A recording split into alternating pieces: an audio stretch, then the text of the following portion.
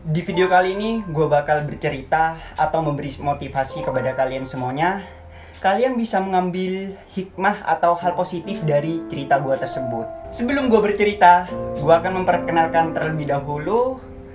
Karena ada pepatah yang mengatakan tak kenal maka tak sayang. Oke, jadi nama gue Muhammad Noval, asal Jalan Segara, Pamekasan, Madura, Jawa Timur. Kuliah di Universitas Trunojoyo Madura, program studi ilmu komunikasi, Fakultas Ilmu Sosial dan Ilmu Budaya. Sebelum video ini mulai, gue minta kepada kalian semuanya, kalian jangan menilai gue tuh sombong, sok-sokan gitu ya. Kalian bisa mengambil hikmah atau pelajaran yang bisa kalian dapat dari cerita gue tersebut. Gua dulu waktu SMP bisa dibilang terkenal. Bukan karena sombong guys, bukan. Karena teman-teman gua itu memang banyak yang terkenal gitu. Jadi gua ikutan terkenal karena mereka. Bisa dibilang SMP gua tuh dulu SMP terkenal atau high class lah intinya. Teman-teman gua pada naik mobil kadang-kadang naik sepeda motor buat ke sekolah. Sedangkan gua dulu cuma bisa pakai sepeda ontel selama 3 tahun. Sampai gue berpikir, wah enak ya punya teman naik sepeda motor. Wah enak ya punya teman naik mobil. Tapi dibalik itu semua tidak indah seperti apa yang gue bayangkan.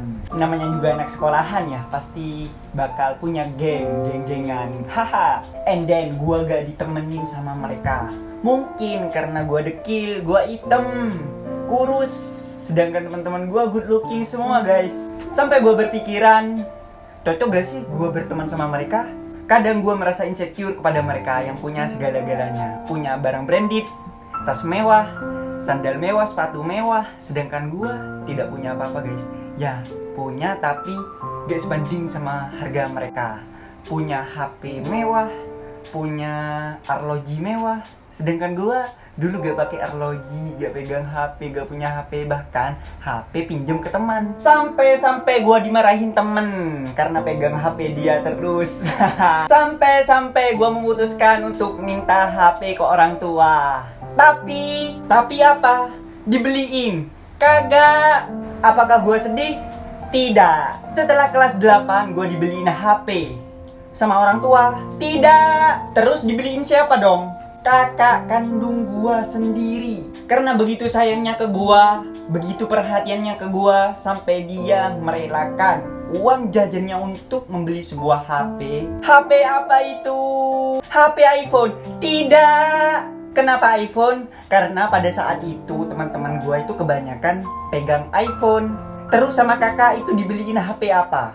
Dibeliin tab men yang gede, tab HP tab itu yang ukurannya 15 inci yang gak muat sama kantong. Apakah saya menolak? Tidak. Karena saya masih bersyukur dibeliin HP sama kakak dan bisa dibuat sosial media, terutama WhatsApp, biar bisa chatan sama pacar.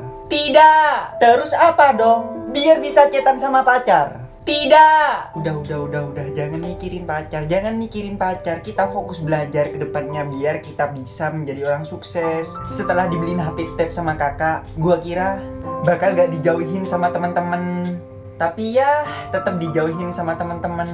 Dan gua berpikir lagi, mulai saat ini juga, kalau mau berteman sama gua monggo, kalau gak mau berteman ya gak apa-apa. Gak usah diambil ribet men. Sampai gua masih inget nih ya, pada saat itu ada acara di sekolah. Gua kurang ingat sih acara apa itu.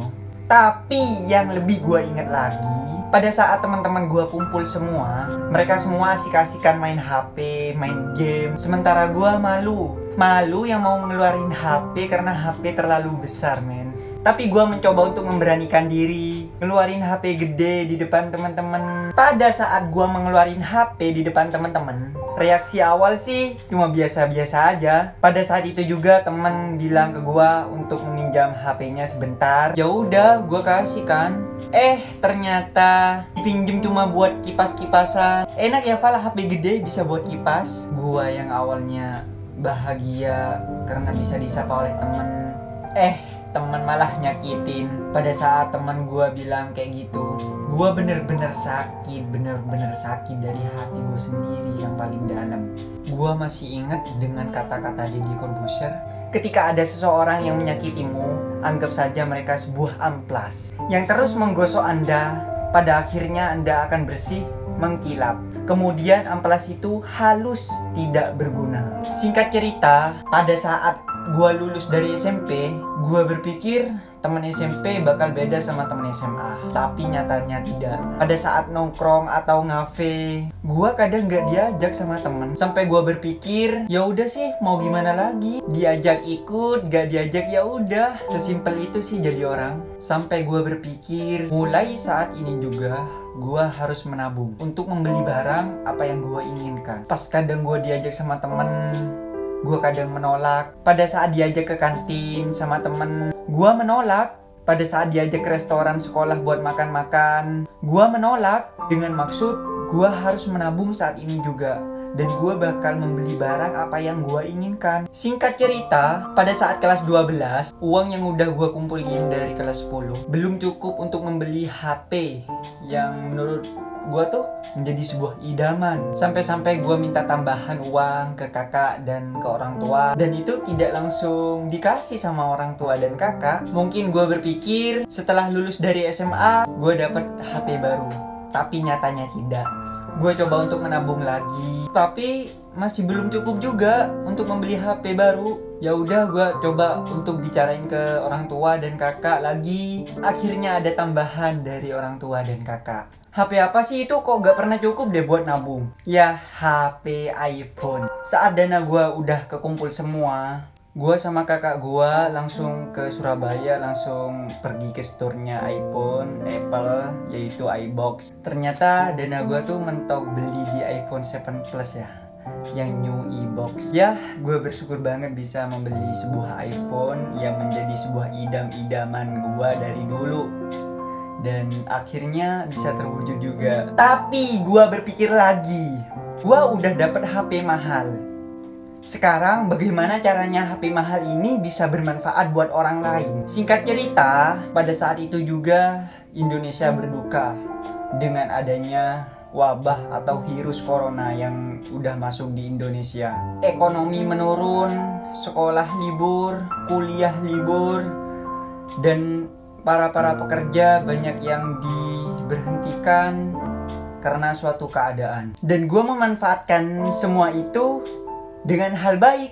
Gue coba untuk menginstal sebuah aplikasi yang bernama TikTok. Gue tidak tahu bagaimana cara mainnya sebuah aplikasi ini, tapi aplikasi ini banyak peminatnya dari orang-orang. Ya udah, gue berpikir lagi, daripada gue nganggur, gue gak ada kerjaan, mending gue main aplikasi TikTok. Ya, setidaknya gue lebih bermanfaat daripada orang lain yang nganggur, yang cuman main game, sedangkan aku bisa membuat karya gitu. Ternyata di dalam aplikasi tersebut bisa dikatakan kalau anak zaman sekarang sih alay. Tapi di dalam aplikasi tersebut orang bisa mengatakan video-video alay.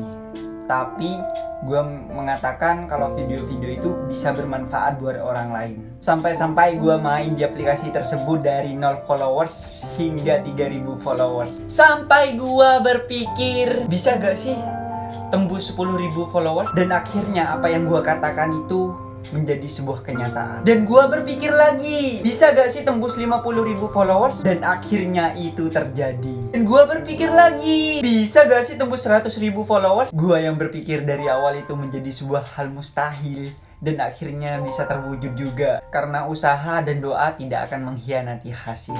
Banyak cacian yang orang-orang pernah katakan ke gue, sampai gue pernah ngerasain yang namanya down juga. Setidaknya orang berpikirlah terlebih dahulu sebelum komen, apakah itu menyakitkan seseorang tersebut.